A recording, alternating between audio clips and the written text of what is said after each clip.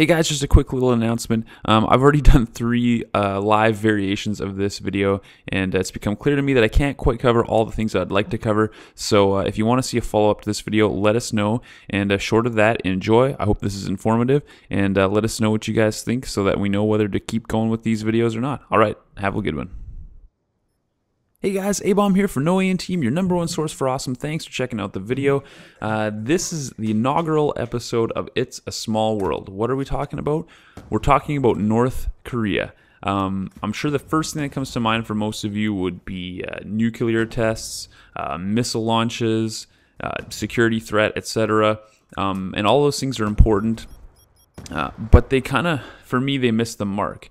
Here in the West, the media focus on said security threat and on the nuclear program that North Korea has employed has been the end-all, be-all. Every once in a while, we'll see some video of tens of thousands of North Korean soldiers marching, goose-stepping, in the capital, Pyongyang, and those are impressive images and kind of really bring into light this military dictatorship that exists in North Korea, but it kind of misses the average people in North Korea. There's millions and millions and millions of people that live there, 24 million approximately, and they, for the most part, live in a constant state of suffering and fear. The government does not have the resources or the wherewithal or care enough simply to make changes needed to allow their infrastructure to improve, to allow for their people to be fed. It's so strict and stringent there. There's so many human rights problems there that people are imprisoned, tortured, executed for things as simple as being opposed to the ideological stances of the government. There's a lot of different challenges. I'm just going to kind of briefly go over a few of them, and then I'm going to point out an organization that you guys can check out that is able to give you a better scope of what's happening there, and they're actually doing something to make a difference there for the people of North Korea. So here we go. Now, I can't really say it any better than this, so I'm going to read it straight out of a media release from Liberty North Korea, the organization I mentioned. And the North Korean people face incredible challenges. That's the heading. North Korea is widely recognized as the most repressive country in the world. UN reports have described the human rights situation in the country as sui generis. It's Latin. If my pronunciation is wrong, I apologize.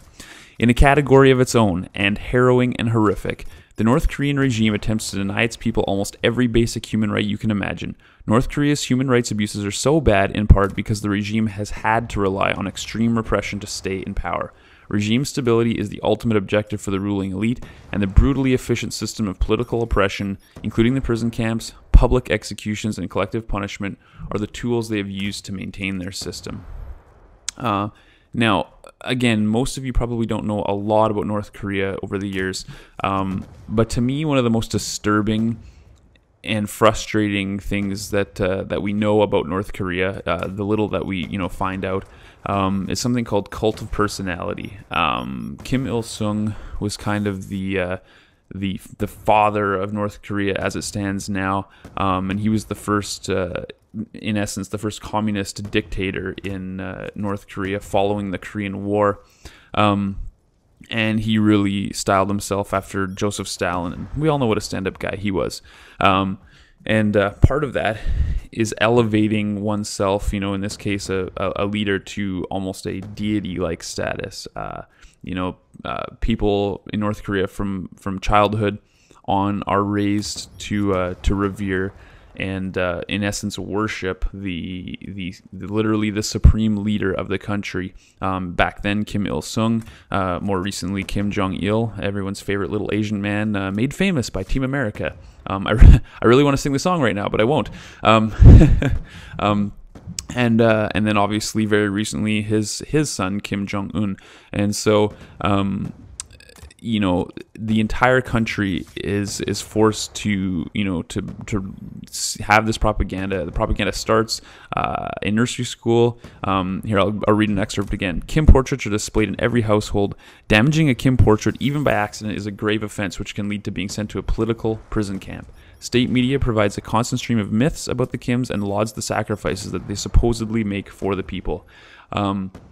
Another example of something outrageous, but you take into account the lack of outside information and in some cases education. North Korea, a year or two ago, they announced that they had found a unicorn lair, and that the Kim family somehow there was some mythical benefit from finding the lair. Pardon me, and it's truly incredible.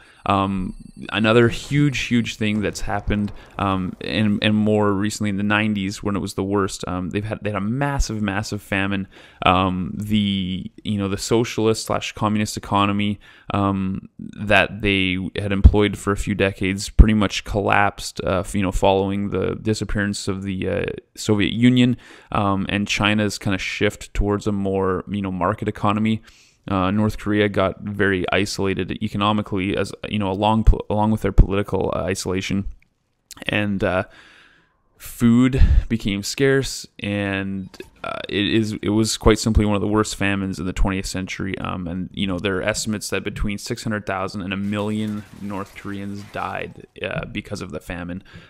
So it's truly incredible that a country in this day and age can subject its people to suffering in this way, but there are people making a difference. Link, a group called Liberty North Korea, they're working on actually helping get refugees out of the country. So they're in fact helping people defect and resettle elsewhere, be it South Korea, US, China, whatever it is, Japan. They're working to get people out, and I think that's awesome. So following this video, I'll put links to their website. And as luck would have it, being YouTube enthusiasts, they have a YouTube channel, and what they're currently featuring, they do documentaries about once a year. And the current documentary that they're featuring is called Danny from North Korea, and it's about a young guy from North Korea who escapes and just briefly tells his story. So check that out. I'm pretty happy that the first It's a Small World episode actually had a YouTube tie-in. I think that's pretty awesome. So anyways, let us know what you guys think of the video. This is kind of the tone and the structure we want to take with it, and if you enjoy it, we'll keep on rocking them. And if you didn't enjoy it, I'd love to know why. And hopefully, if nothing else, even if you didn't enjoy the video, so to speak, you at least came away, with a little more information at hand. So there you have it, guys. Have a good week. We'll catch you soon.